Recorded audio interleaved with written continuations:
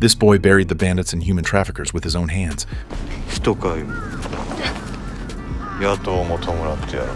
When confronted by the legendary swordsman Seijuro Hiko, he simply replied calmly, It was this statement, transcending life and death, that led the legendary master to accept him as a disciple, bestowing upon him the name Kenshin.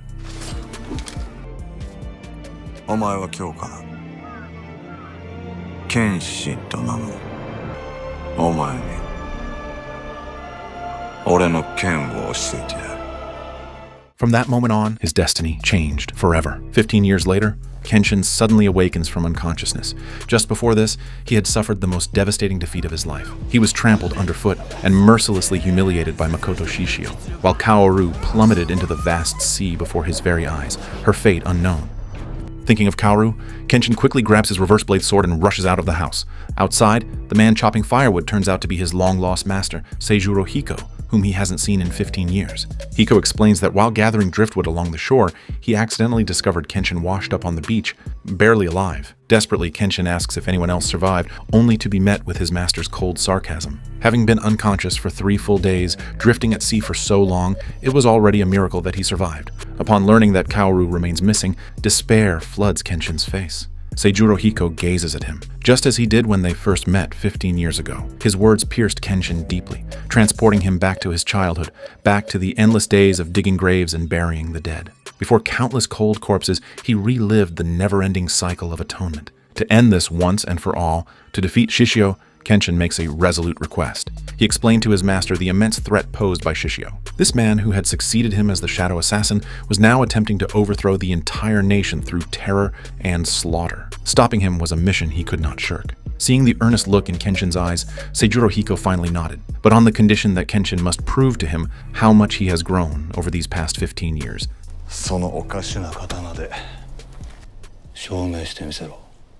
Meanwhile, Shishio's conspiracy is already in motion. A massive warship like a steel beast suddenly appears in Tokyo Bay, the Junkers, or Purgatory.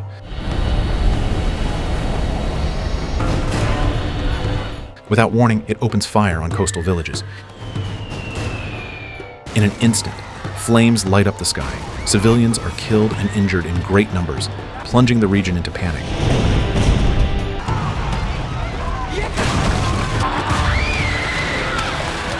Chaos erupts within the Meiji government, which immediately recognizes Shishio's hand behind this atrocity. On board the Purgatory, the man wrapped head to toe in bandages revels in the fear of the people.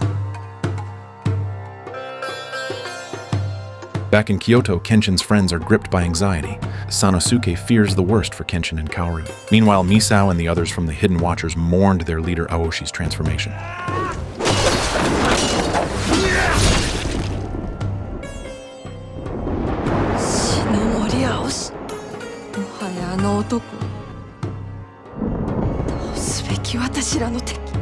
The training to master the ultimate technique begins, but it proves far more brutal than imagined. Master Seijuro Hiko cuts straight to the heart. Kenshin's service to the revolutionary faction years ago directly violated the core tenet of the Heightened style, to save lives, never to serve power. Kenshin argues that he chose that path to liberate the suffering people, but in Hiko's eyes, this naive idealism is precisely Kenshin's greatest weakness.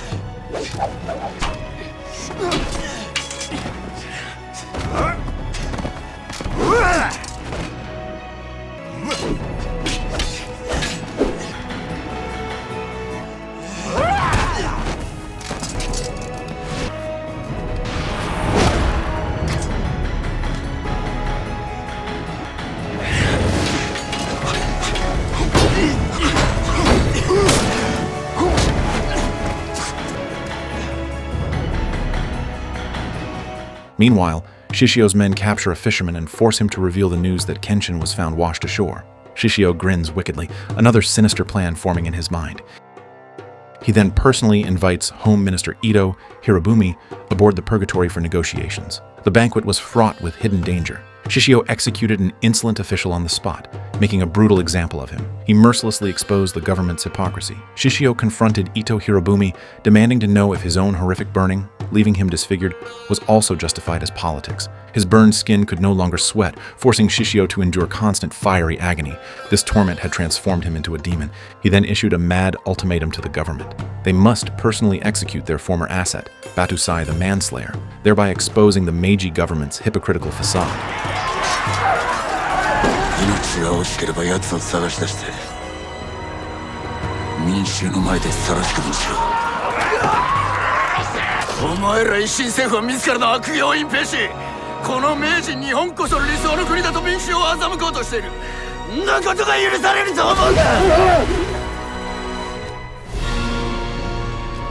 Soon, wanted posters for Kenshin were plastered across every street and alley.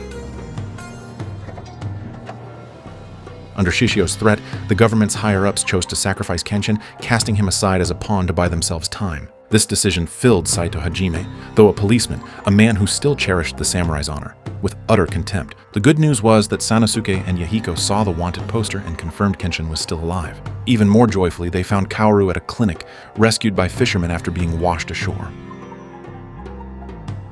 At last, the comrades were reunited. Kaoru.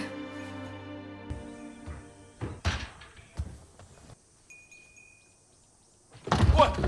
Kaoru!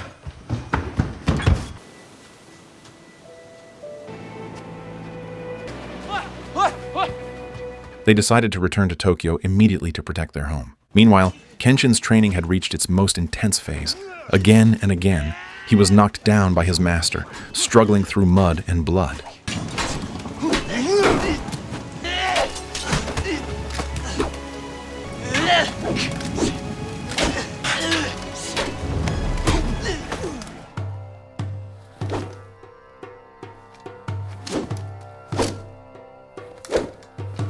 Seijuro Hiko told him that what he lacked now was the desire to live. Unless he could break through this, he would never defeat the manslayer within himself and would ultimately be consumed by loneliness and suffering.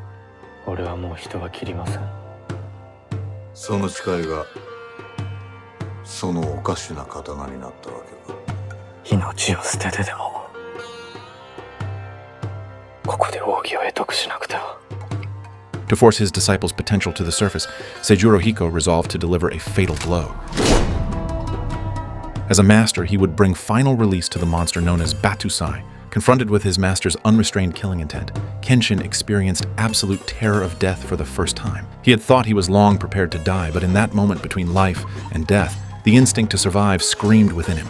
It was precisely this intense will to live that allowed him to break through his final barrier.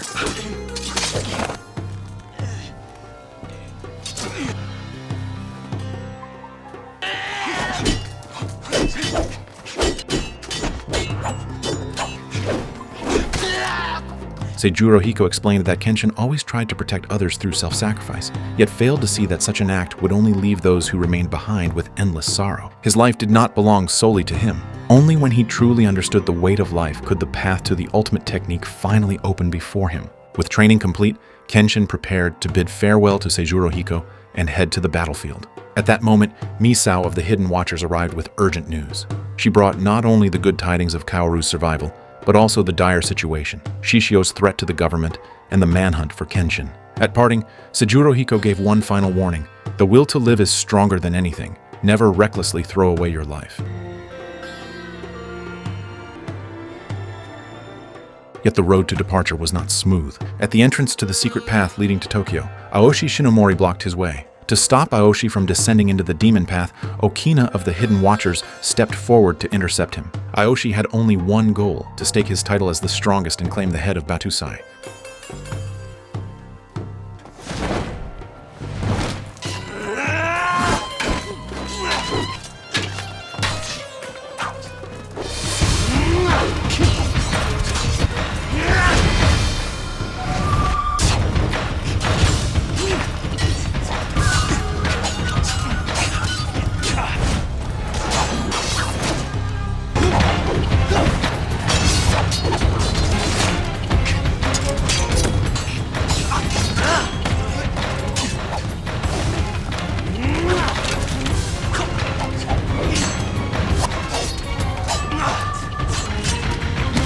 The gravely wounded Okina even begged Kenshin to kill Aoshi, to free him from his obsession.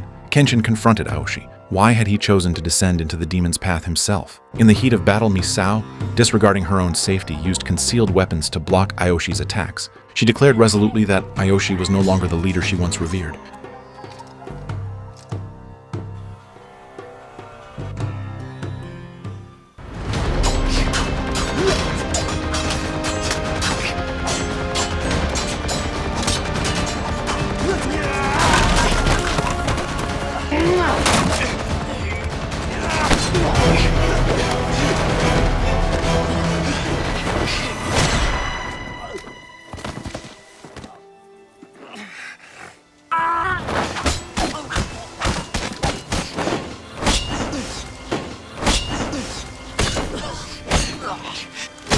Facing this man consumed by hatred and obsession, Kenshin spoke the truth he had just learned from his master. A sword lacking something essential could never defeat him.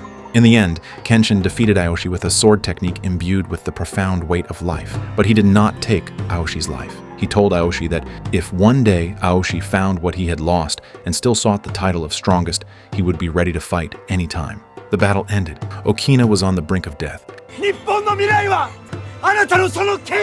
Carrying his master's teachings and his comrades' hopes, Kenshin set forth toward Tokyo on the path to confront his ultimate nemesis.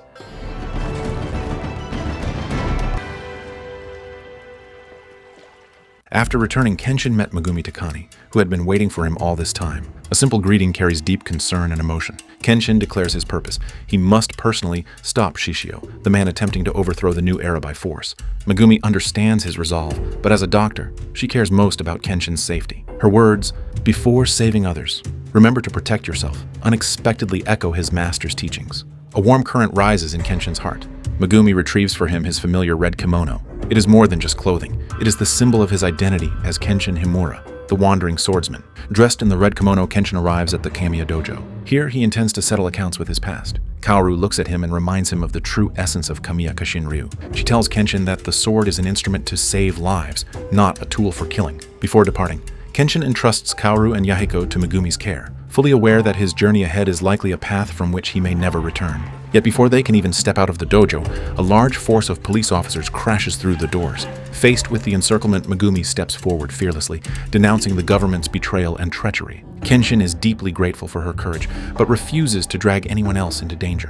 As the police swarm in, he defends himself only with the scabbard, harming no one. When his comrades are taken hostage, he finally draws his reverse blade sword as a warning.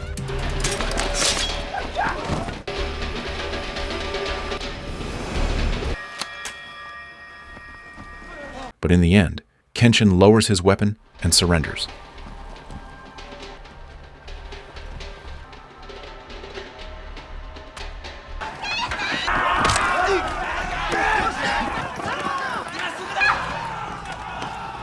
The news of Batusai the Manslayer's arrest spreads rapidly through the streets and alleys. Meanwhile, aboard the Purgatory battleship, Shishio suffers from a raging fever. Due to his full-body burns preventing sweat, his body burns like a boiler on the verge of explosion. But for this madman, 15 minutes is all he needs to overturn a nation. Kenshin is brought before high-ranking government official Ito, where he finally learns the full extent of the government's scheme. Shishio never intended to negotiate, he always planned to seize the country by force. And to cover up their own dark history of employing Batusai the Manslayer, the government has devised a shameful spectacle, a public execution. They plan to deliver Kenshin to Shishio's ship and force the two to fight to the death. Then, they will blow up the entire warship, sinking all secrets into the ocean. This despicable plot ignites fury in Kenshin's heart, yet he has no choice. On the day of execution, the beach is packed with crowds. Kaoru, Yahiko, and Sanosuke arrive to rescue him, but are blocked behind military barricades. Shishio's men are already waiting, eager to witness the legend's final curtain. The executioner loudly proclaims Batusai's crimes, and with each name called, it feels like a knife piercing Kenshin's heart, his blood debt, one he can never erase. The floodgates of memory burst open. He recalls the young man who died by his blade. He remembers the words the youth spoke with his dying breath. At that moment, Kenshin suddenly recalls Seijuro Hiko's warning. If he could not find an answer, he would forever be consumed by the manslayer of his past. Megumi's plea, his master's teaching, Kaoru's hope, now all become the belief that fuels Kenshin's will to live.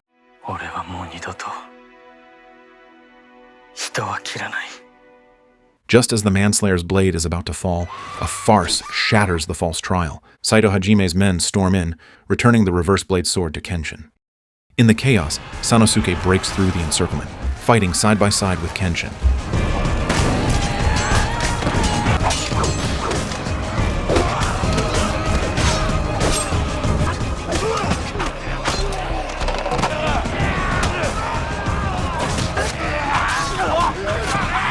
Together, they board a small boat and charge toward the steel behemoth, the Purgatory. Meanwhile, on the shore, Saito Hajime engages Shishio's men in a life-or-death battle.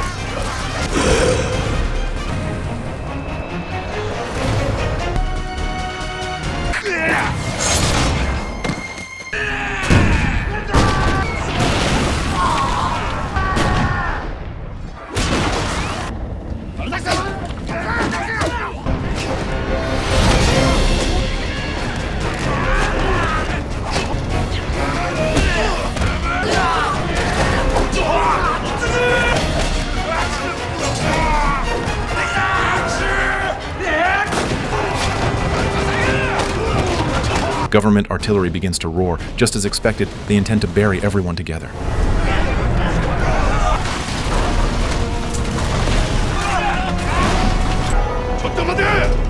Kenshin storms onto the warship, facing his first opponent, Sojiro. Having undergone the ultimate training, Kenshin's speed is now incomparable.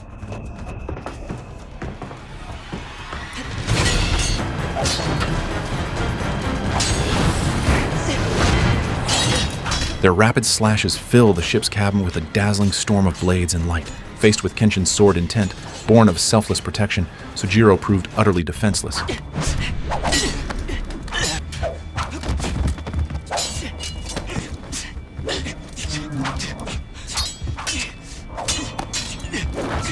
When Kenshin overpowered both the speed and strength that Sojiro prided himself on, Sojiro's conviction crumbled completely.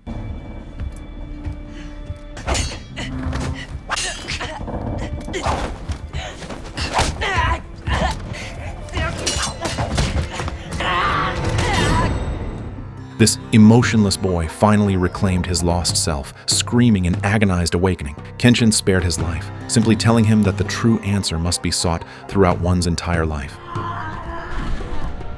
Meanwhile, Sanosuke encountered his fated enemy, the fallen monk Anji Yukyuzan. Once a compassionate monk, Anji had joined Shishio's ranks after suffering persecution at the hands of the Meiji government.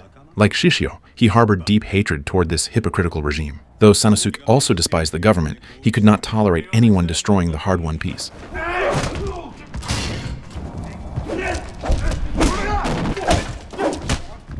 After a brutal, bare-knuckle brawl, Sanosuke emerged victorious through sheer, unyielding willpower.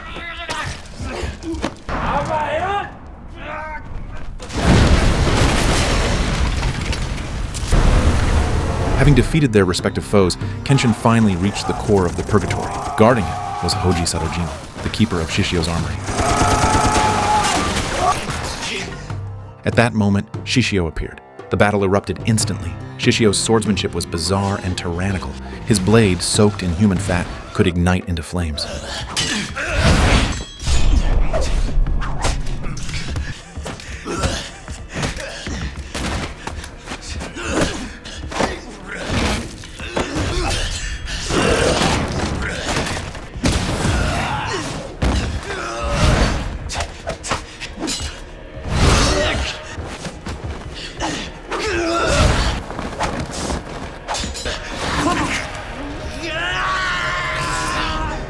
Kenshin was quickly overwhelmed, beaten without any chance to fight back. Just as the situation turned desperate, Saito Hajime arrived.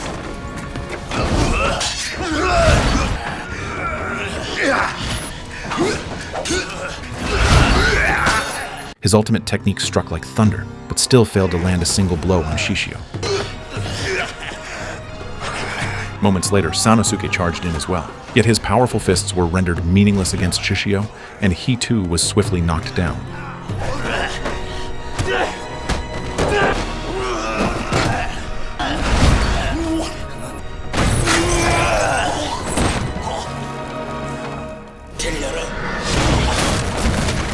Even more unexpectedly, Aoshi, driven solely by his desire for a duel with Kenshin, joined the fray. 4 elite warriors attacked in turn, yet none could defeat Shishio.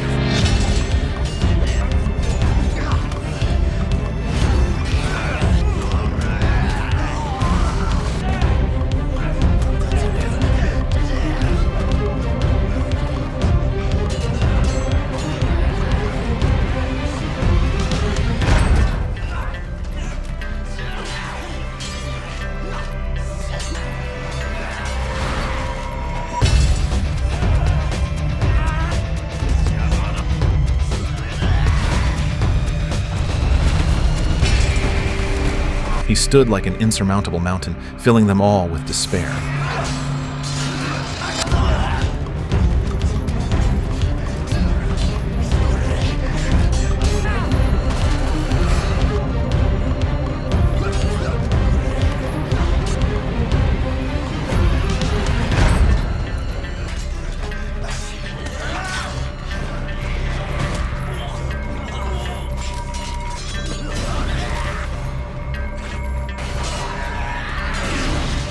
Shishio's body began to exceed its limits. His temperature soared uncontrollably, yet the madness in his eyes burned brighter than ever. At that moment, Yumi, who deeply loved him, could no longer bear to watch him burn away his life. She rushed forward, hoping to stop Kenshin from harming Shishio. Seeing her, Kenshin let his guard down. In that instant, Shishio drove his blade straight through Yumi's body, simultaneously delivering a devastating wound to Kenshin.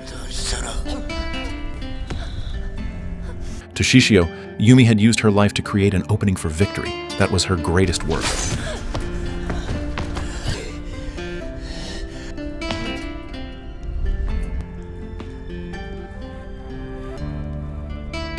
This act ignited an inferno of rage within Kenshin. He unleashed every ounce of his power, engaging Shishio in a final, mortal clash.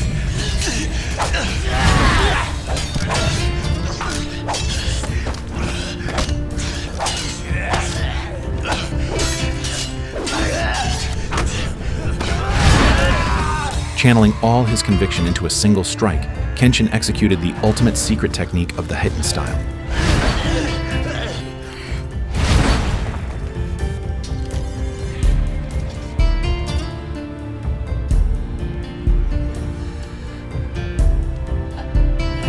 The blow utterly shattered Shishio.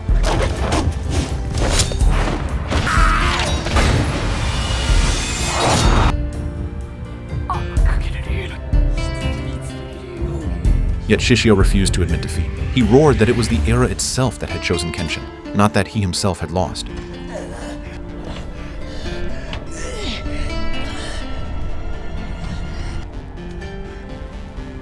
As the words left his lips, the heat built up inside his body reached its peak. Shishio burst into spontaneous combustion, laughing wildly as he burned to ashes.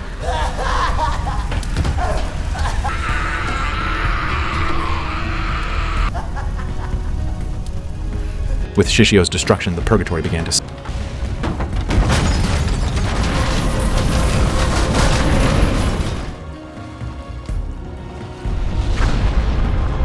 The survivors escaped back to shore, where government official Ito awaited them. He declared, "Batusai the manslayer is dead. The man who lives is Kenshin Himura." With a solemn salute, the era of the manslaver finally came to an end. Kaoru ran forward and supported the exhausted Kenshin. All was settled. Peace returned once more to the dojo. Kenshin picked up the most beautiful red autumn leaf and handed it to Kaoru. He promised that from now on, he would live quietly, using his own eyes to witness this new era he had protected with his life. カオル殿、共に見守ってくださらぬか。